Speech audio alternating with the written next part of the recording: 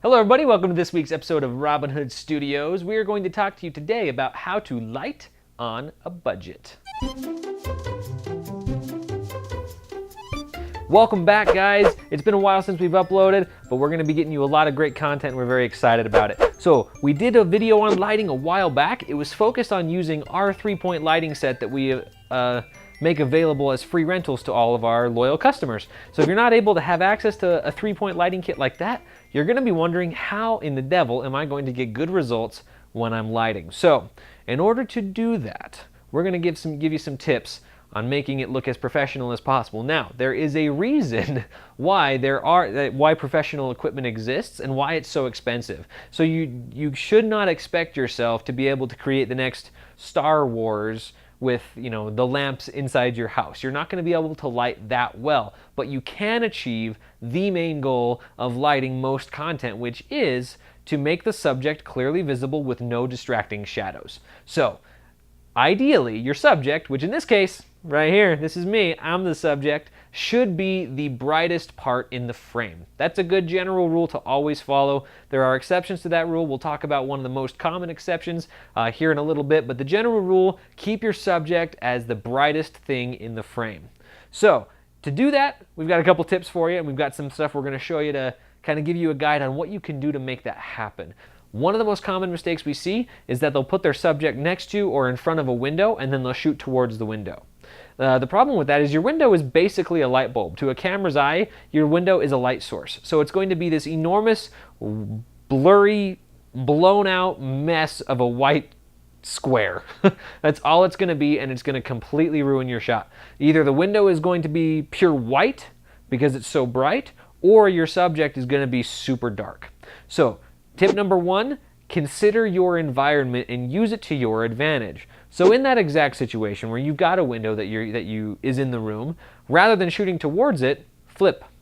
Use the window as a light source. So put your subject away from the window, but they're facing the window and you're between them and the window.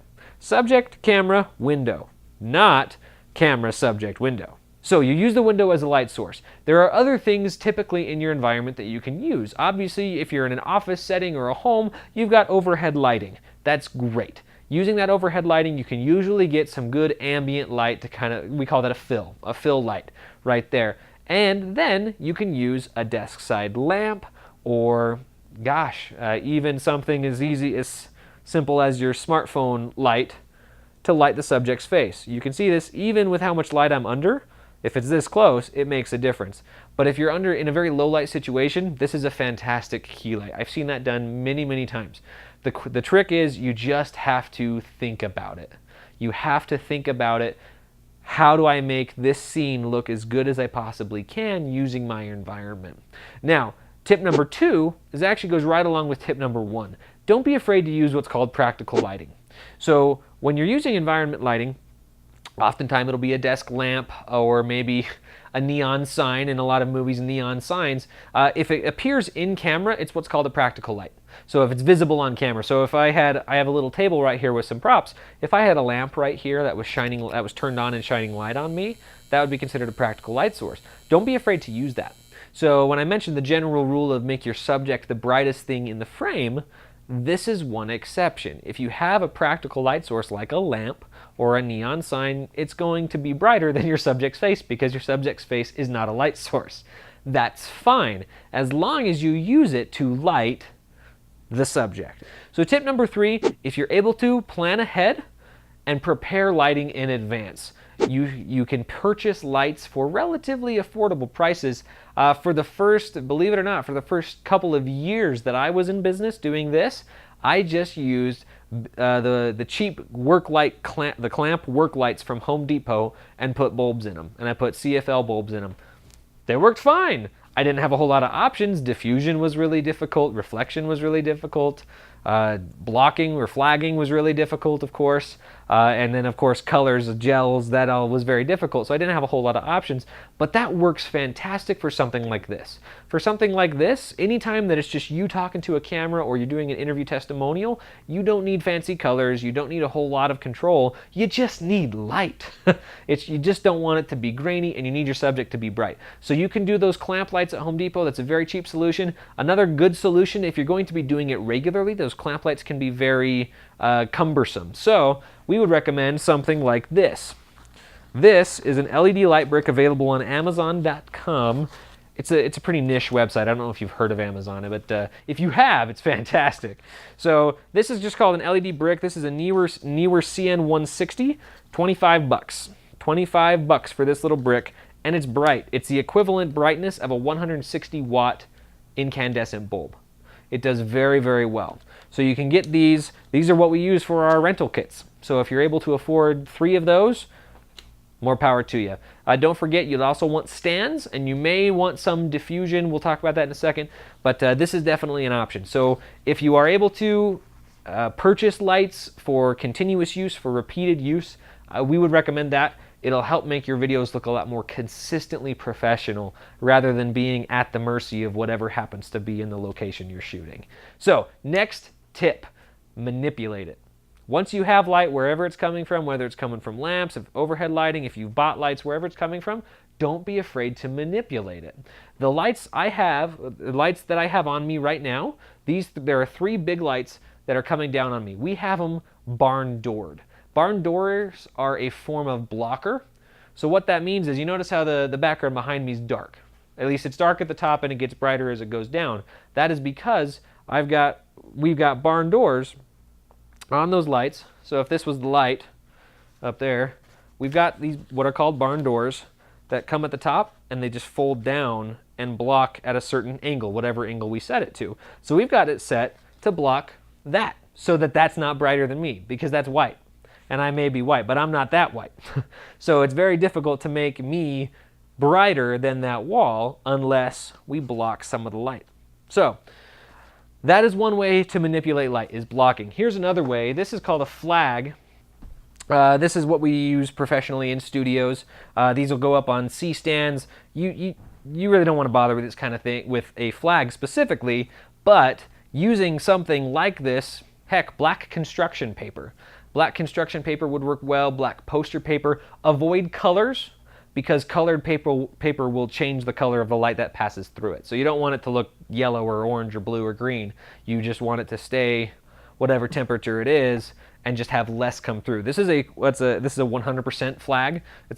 Basically it blocks light completely. It doesn't let any light through. So you can get construction paper, black construction paper, if you can layer it, if you need more. That can be a good way to stop light from hitting something you don't want the light to hit.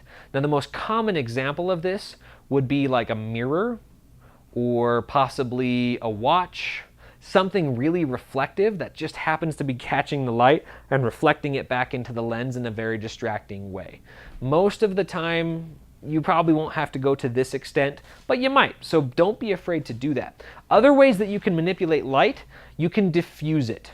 So diffusing and barn dooring or blocking is a little bit different. Diffusion just means that you are scattering the light a little bit. Now this does reduce the intensity as well, so keep that in mind. If you've got a light like this that's 160 watt equivalent, if you diffuse it, you're probably going to drop it down depending on how much you diffuse it. But the purpose of diffusing is taking what is a very direct light source, like this, something that is a very direct light source, and just smoothing it out, making it a little bit nicer. So this particular light came with this diffuser right here that just pops on and it softens it up nicely.